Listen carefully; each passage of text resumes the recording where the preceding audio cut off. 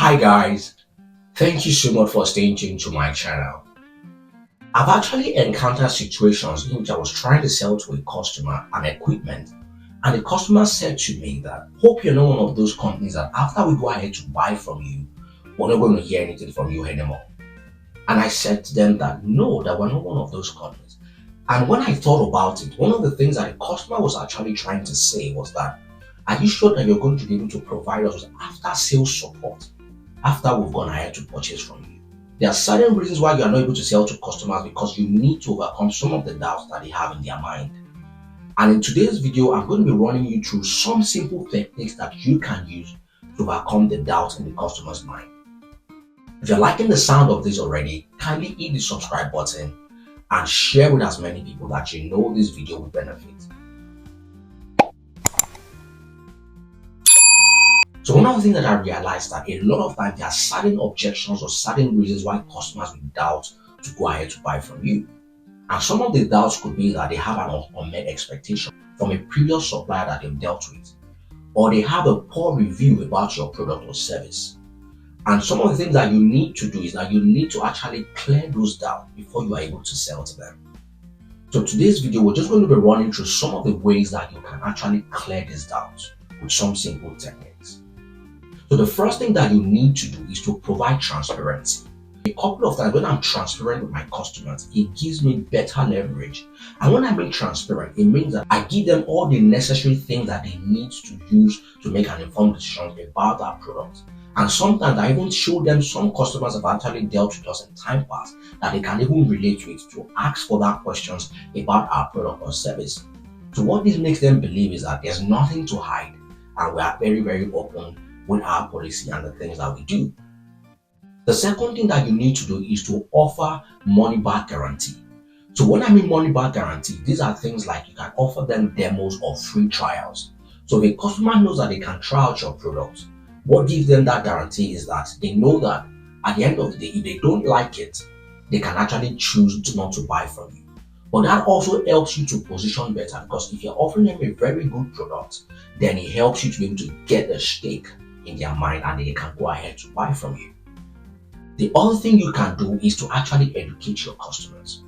So I realized that providing education such as in form of doing content like this or sharing videos or with them about how people have used your product or service are ways by which customers can begin to build trust in your product and it can help them overcome any doubts that they have. The other thing you can do is to show them reviews and feedbacks. So when customers know that they can actually see reviews about the people that have engaged with your product or service, it puts them in a better place to make an informed decision and trust your brand better. So even for me, myself, when I go to buy from some online sites, one of the things that I look out for are the reviews of people that have used that product before. Because it helps me to be able to know that people are actually accepting this product and people have actually tried it out and then it has actually worked for them. The other thing you need to do is to engage your customers. So I realized that lots of customers like companies and organizations that actually engage them. So when I mean engagement, I mean they have someone that they can actually reach out to when they have any concern. I've had situations where the customer has said that they don't like companies that are not able to provide someone that they can actually interact with when they have questions or they have concerns. Because it helps them to be able to get closer to you and it helps them to actually build more trust that you're not trying to hide anything. Then the other thing you can do is to build communities. So community has actually helped a lot of companies to scale, especially if you're doing things like coaching, training. These are things that people have actually used to scale. When you build community, it means that people are able to get closer to your company. People actually are able to understand how your company is able to support them better and they know that they can always get support when they need it. The other thing you need to do is to be responsive. So a couple of times customers want companies that when they have any questions in their mind, they can actually reach out to them and they will provide a quick response to them. So being responsive just means that when customers reach out to you, let's say they send emails to you, or they call you, or they send messages to you about something that they need to fix, you are able to respond quickly. So these are some of those questions that customers will have in their mind. That are you the kind of company that if they deal with you, you'll be responsive to their questions or their concern? So you need to be responsive to be able to overcome a customer's doubts as well. The other thing you can do is to respond to any objection that they might have that is quite obvious to you. So sometimes when you're speaking to a customer, they might have an objection at that immediate instance. So for example, a customer could say to you that, how are you sure that when we buy this instrument for you, you're going to be able to respond to us if there's a downtime with the usage of this equipment? So those are some of those questions that they might have in their mind. Or they might say that, oh, if there's a need to replace a spare part, are we sure we're able to get that spare part from you when there's a downtime with this equipment?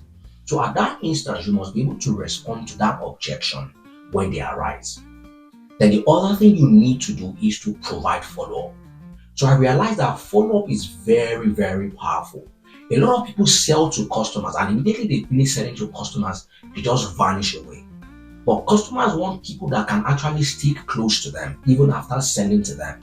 So when you sell to a customer, always ensure that you go ahead to find out from them, how is that product helping you? How is it adding value to some of the operations that you're currently running? These are some of the things that will help you to be able to even upsell to your customer when the need arises. So in conclusion, being able to respond to a customer's doubt is about being proactive. What that means is that before the questions even arise, you are able to even provide some form of responses to those questions. And when those questions even arise, you are able to also respond to them. By doing so, you put yourself in a better place and you'll be able to get more customers to buy from you. If this video has been very helpful to you and you have some comments that you want to share with us about your experience in the past, kindly drop it in the comment section and we'll pick that up. And if you'd like to engage us on a one-on-one basis, you can reach out to us for one-on-one coaching. If you want to also reach out to us for group trainings, you can also reach out to us. Thank you so much for staying tuned to today's video. See you next time.